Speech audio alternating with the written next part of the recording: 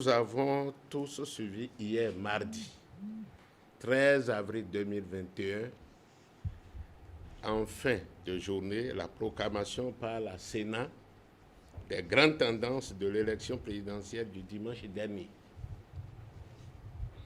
À travers notre déclaration de ce jour, nous souhaitons à la fois marquer notre surprise par rapport à ces chiffres au vu des nombreuses irrégularités signalées par les organisations de la société civile, mais aussi en grande partie en tant que force d'opposition et tirer les leçons qui s'imposent de cette campagne et de ce scrutin.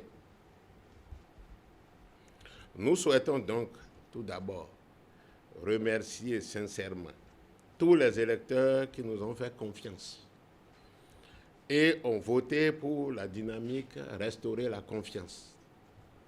Avouons d'emblée que cette élection qui a connu un taux d'abstention très élevé n'a pas permis d'amorcer le grand chantier de la restauration de la confiance. Le peuple n'est pas sorti nombreux pour voter, en particulier le peuple de l'opposition a boudé les urnes, soit parce que traqué par la peur ou par la psychose ambiante. Mais il faut revenir sur un point important. C'est cette raideur de l'opposition, de nos camarades de l'opposition. Cette raideur de nos camarades de l'opposition qui aujourd'hui a favorisé le retour du président Talon. Il faut que cette responsabilité soit située. Et cela demande une clarification au sein de l'opposition. Il faut l'assumer. Si seulement les votants, l'abstention au sein de l'opposition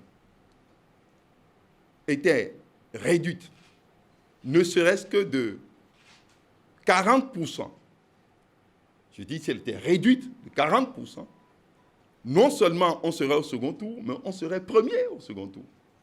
Non seulement on serait au second tour, c'est qu'il n'y aura pas ces irrégularités.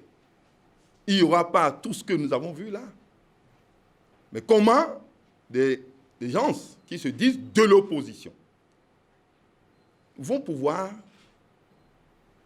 favoriser l'arrivée au pouvoir de celui qui est notre adversaire politique? Nous concluons qu'il y a deux façons aujourd'hui de s'opposer dans notre pays.